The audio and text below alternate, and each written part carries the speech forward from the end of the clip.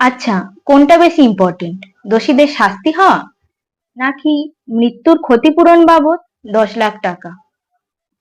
একটা সন্তান হারানোর ক্ষতিপূরণ নাকি 10 লাখ টাকা? আমাদের রাজ্যের মুখ্যমন্ত্রী যতটা কনফিডেন্সের সাথে টাকা দেওয়ার কথাটা বলল, ঠিক ততটাই কনফিডেন্সের সাথে যদি দোষীদের শাস্তি পাইয়ে দেওয়ার কথাটা বলতো, তাহলে আমাদের রাজ্যের আর এই হাল হতো না। কারণ এই দোষীগুলো যদি শাস্তি না পায়, তাহলে ভবিষ্যতে যে এরা পুনরায় আবার এই নোংরা কাজগুলো করবে না, তার গ্যারান্টি কি আমাদের রাজ্যের প্রশাসন ব্যবস্থা দিতে পারবে?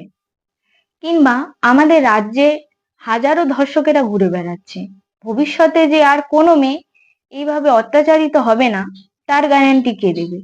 নাকি প্রত্যেকবার ঠিক এই একই ভাবে যে মেয়েগুলো অত্যাচারিত হয়ে নির্মমভাবে খুন হবে, তাদের মৃত্যুর ক্ষতিপূরণ বাবদ 10 লাখ টাকা নির্ধারণ করা হবে? টাকা দিলেই কি সবকিছু হয়ে যায়? টাকা দিলেই কি যে মা বাবা সন্তান হারালো, তাদের শোকটা কি কিছুটা কমবে? নাকি যে মেয়েটা নির্মমভাবে খুন হলো, তার মা বাবাকে 10 লাখ টাকা দিলে সেই মেয়েটা জাস্টিস পেয়ে যাবে? কিংবা যে মেয়েটার ওপর যে পরিমাণ পৈশাচিক অত্যাচার হলো, তার জন্য যে কষ্টটা পেয়ে মেয়েটা মারা গিয়েছিল, সেই কষ্টটা কিছুটা লাঘব হবে? যে মা বাবা নিজ পরিশ্রমে তাদের সন্তানকে এত বড় করে তুললো, তারা ঠিক নিজেদের ভবিষ্যৎ ভাবনা নিজেরাই ভেবে নিতে পারবে।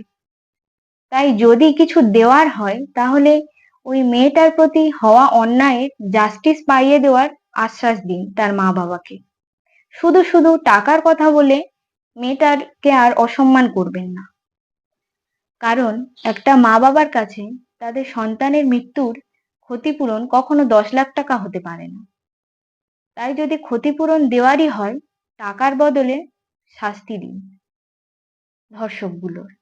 আর পারলে আশ্বাস দিন যে ভবিষ্যতে আর কখনো কোনো মেয়েকে এইভাবে অত্যাচারিত হয়ে প্রাণ হারাতে না হয়। তবেই হবে আসল ক্ষতিপূরণ দেওয়া।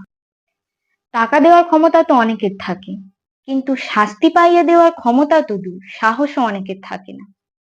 আর হ্যাঁ, সব মানুষ টাকার জন্য নিজের মেরুদণ্ডকে ঝোঁকায় না।